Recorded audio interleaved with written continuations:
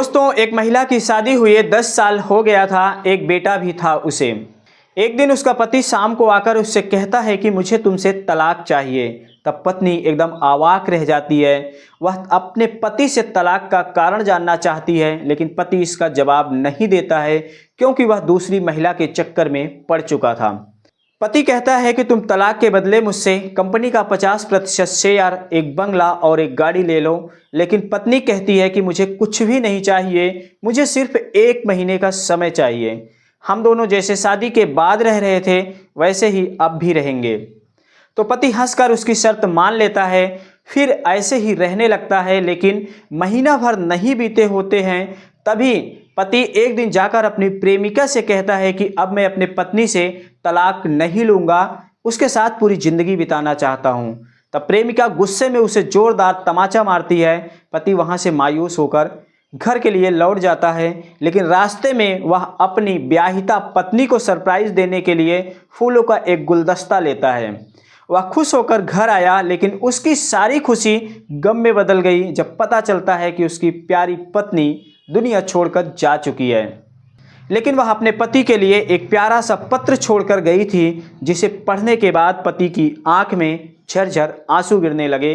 आज की कहानी दोस्तों बहुत ही लाजवाब है। नमस्कार, पति पत्नी के रिश्तों पर आधारित आज की प्रेरणादायक कहानी है। एक लड़का था जिसका नाम था सुधीर। सुधीर था तो गरीब घर का, लेकिन वह मेहनत से अपने आगे बढ़ा और एक कंपनी की स्थापना की अपने बलबूते पर। फिर उसने प्रेम विवाह किया सुचित्रा नाम की लड़की से। सुचित्रा और सुधीर की शादी हुए 10 साल हो गया था। एक बेटा भी था इनके 7 साल का। पति एक दिन अपने ऑफिस से घर आता है और पत्नी ने खाना लगाया। फिर पति पत्नी दोनों खाना खाने लगे। सुधीर ने अपने पत्नी का हाथ अपने हाथ में लिया और उससे कहा कि मैं तुमसे कुछ कहना चाहता हूँ, लेकिन मुझे समझ में नहीं आ रहा है कि कैसे कहूँ। पत्नी ने कहा कि कोई बात नहीं, बोलो। तब सुधीर शांत स्वर में कहता है कि मैं तुमसे तलाक लेना चाहता हूँ। तो सुचित्रा ने उसकी बात को अनसुना कर दिया कि शायद वैसे ही मजाक कर रहे हैं। वह फिर से खाना खाने लगी, लेकिन सुधीर ने कहा कि मैं आपसे सीरियसली कहा, मुझे सच में तलाक चाहिए। तब वह सुधीर की तरफ नज़र उठाकर देखने लगी और कहा कि वजह क्या है जो आज 10 साल का हमारा बना बनाया रिश्ता टूटने की कगार पर पहुंच गया। सुधीर ने उसकी बात को अनसुना कर दिया, उसे कुछ जवाब नहीं दिया। फिर सुचित्रा को गुस्सा आ गया और वह खाने की थाली जो खा रही थी उसे वैसे ही गुस्से में फेंक दिया और जोर से सुधीर के ऊपर चिल्लाई कि तुम पति नहीं हो, शैतान हो, शैतान। सुधीर भी हक्का बक्का रह गया, वह कुछ नहीं बोल पाता है। फिर वह खाना खाता है, उसके बाद कमरे में सोने के लिए चला जाता है। पत्नी भी सोती है, लेकिन दोनों के बीच में रात भर कोई बातचीत नहीं होती है। शायद जो सुचित्रा थी वह अपने पति से तलाक का कारण जानना चाहती थी, जिसका जवाब सुधीर के पास नहीं था, क्योंकि वह दूसरी महिला के चक्कर में पड़ चुका था। इसलिए वह अब सुचित्रा से रिश्ता तोड़ना चाहता था। सुधीर ने तलाक का पेपर तैयार किया। उसमें उसने लिखा कि कंपनी का 50% शेयर मुझसे ले लो, एक बंगला ले लो, एक गाड़ी ले लो, तो मुझे तलाक दे दो। तो पत्नी ने उसके पत्र को पढ़ा, कुछ भी जवाब नहीं दिया और उसे फाड़ के फेंक दिया और अपने पति से कहा कि मैं तुम्हें कल बताऊंगी। वह सोचने लगी कि मैंने इनके साथ 10 साल जो समय बिताया है उसका क्या, मेरा एक बेटा है उसका क्या, यही सब सोच रही थी। उसके सब्र का बांध टूट गया और वह फूट फूट कर रोने लगी। फिर एक टेबल पे बैठकर वह भी अपनी शर्त लिखने लगी, लेकिन वह लिखते लिखते उस टेबल पर सो गई थी। जब दूसरे दिन सुधीर घर पहुंचा तो देखा वह टेबल पर ही उसी सो रही थी। लेकिन सुधीर उसे देखा और चला गया सीधे अपने कमरे में। और सुबह होने के बाद सुचित्रा ने अपनी शर्त सुधीर से बताई कि ठीक है, मैं तलाक तो दे दूंगी, लेकिन आपको 1 महीना मुझे समय देना होगा। ना तो मुझे गाड़ी चाहिए, ना बंगला चाहिए, ना तो कंपनी का शेयर चाहिए, सिर्फ 1 महीने मुझे समय देना होगा। उसने आग्रह किया कि इस 1 महीने में हम दोनों फिर से वही पुराना समय बिताएंगे जैसा शादी के बाद बिता रहे थे। वैसा ही जीने की भरसक कोशिश करेंगे। इस 1 महीने में मेरे बेटे की परीक्षा भी है। मैं नहीं चाहती हूँ कि हमारे टूटे रिश्ते का प्रभाव बच्चे के ऊपर पड़े।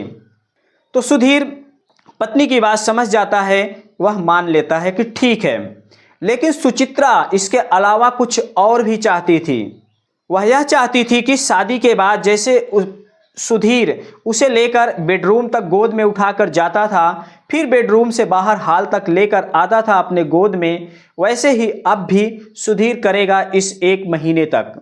सुधीर को लगा कि यह उसका पागलपन है। वह हंसकर इस बात को स्वीकार कर लेता है और जाकर अगले दिन अपनी प्रेमिका से बताता है सारी बातें जो पत्नी ने शर्तें रखी थी।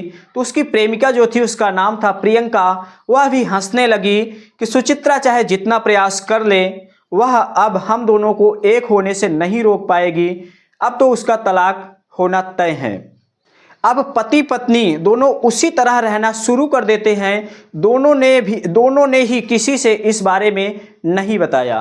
पहले दिन सुधीर जब सुचित्रा को अपनी गोद में उठाकर बेडरूम तक गया तो उसे थोड़ा वजन महसूस हुआ, कुछ अजीब सा लगा। और सुचित्रा को भी यह बात अजीब लगी जब दोनों का बदन स्पर्श हुआ। लेकिन दूसरे दिन जब सुधीर ने ऐसा किया तो उसे कुछ भी एहसास नहीं हुआ। फिर तीसरे दिन ऐसे किया। ऐसे ही वह 1 हफ्ते तक करता रहा। अब वह गोद में उठाने का आदी हो चुका था, जो उसे बहुत आसान लगने लगा था और सुचित्रा को भी बहुत अच्छा लगने लगा था। इस दौरान सुधीर महसूस करता है कि सुचित्रा के शरीर में अब वो पहले वाला कसाव नहीं है और जब चेहरे पे नज़र जाती है तो झुर्रियाँ नज़र आती है। बाल देखता है तो अब सफ़ेद होने लगे थे, यानी कि सब कुछ परिवर्तन होने लगा था।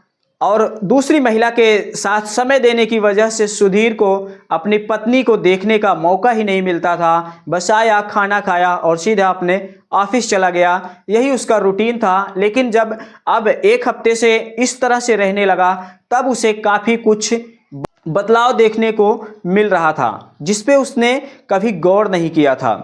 अब सुधीर ऐसा कर रहा था अपनी पत्नी को गोद में लेकर, तो पुराना रोमांच उसका फिर से लौटने लगा। लेकिन सुधीर इस बारे में अपने पत्नी को कुछ भी नहीं बताता है और सुचित्रा को भी सब कुछ एहसास होता है, वह भी अपने पति से कुछ भी नहीं बताती है।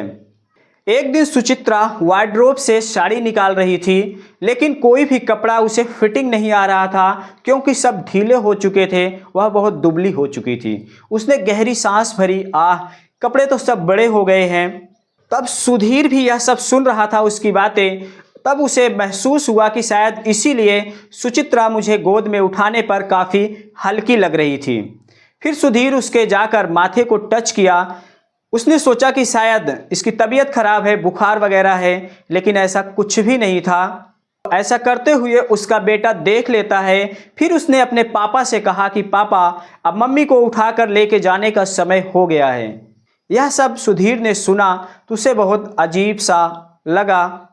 उस बच्चे की तोतली बातों ने सुचित्रा का दिल जीत लिया और वह अपने बेटे को प्यार से बुलाकर उसे पुचकारने लगी, दुलारने लगी। तो सुधीर अपना चेहरा दूसरी तरफ घुमा लेता है कि कहीं मैं माँ बेटे का प्यार देखकर अधीर न हो जाऊं, जिससे मैं अपना फैसला कहीं बदल ना लूं, मेरा इरादा बदल ना जाए।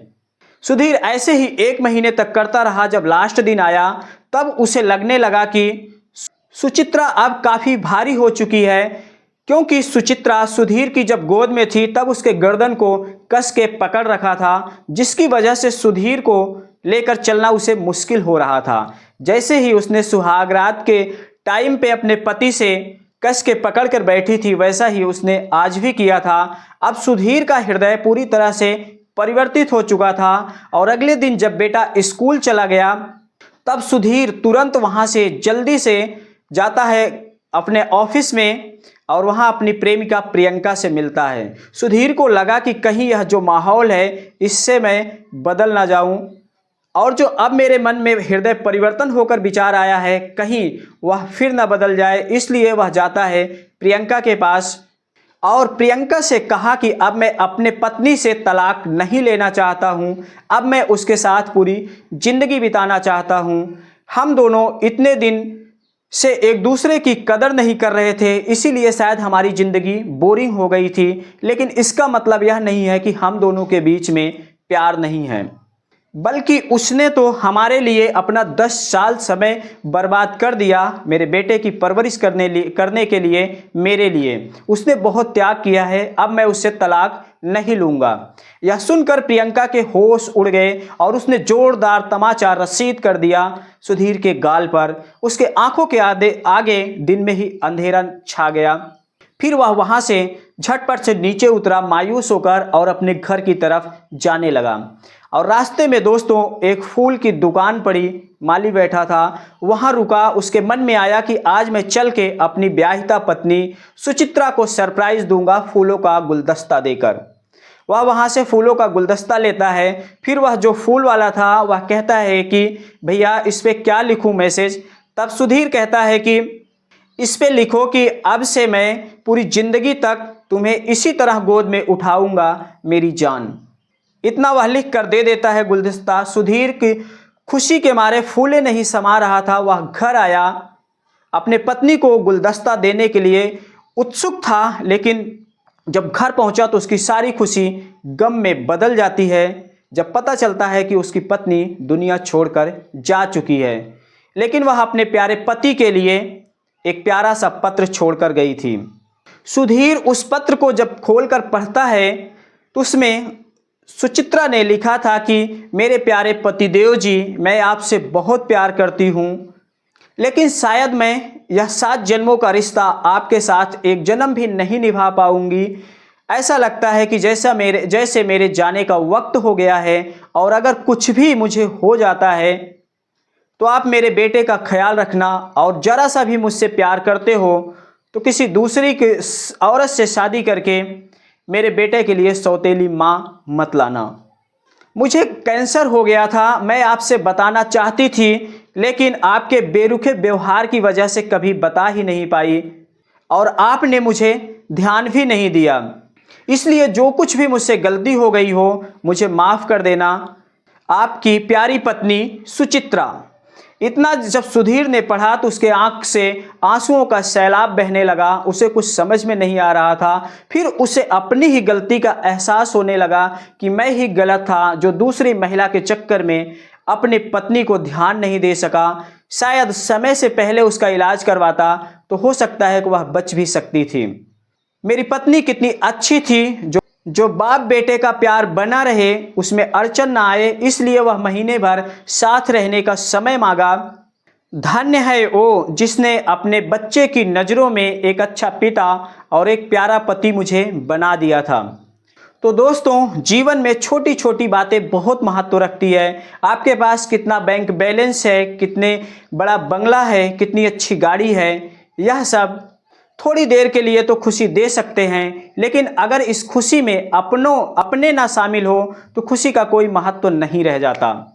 इसलिए हर रिश्ते की कदर करनी चाहिए। तो दोस्तों, आज की यह पति पत्नी की प्यारी कहानी आप लोगों को कैसी लगी, कमेंट सेक्शन में अपनी प्रतिक्रिया जरूर देना। अगर वीडियो जरा सा भी अच्छी लगी हो तो लाइक और चैनल को सब्सक्राइब जरूर कर लेना। मिलते हैं अगले वीडियो में फिर किसी नई कहानी के साथ। आज के लिए बस इतना ही। धन्यवाद।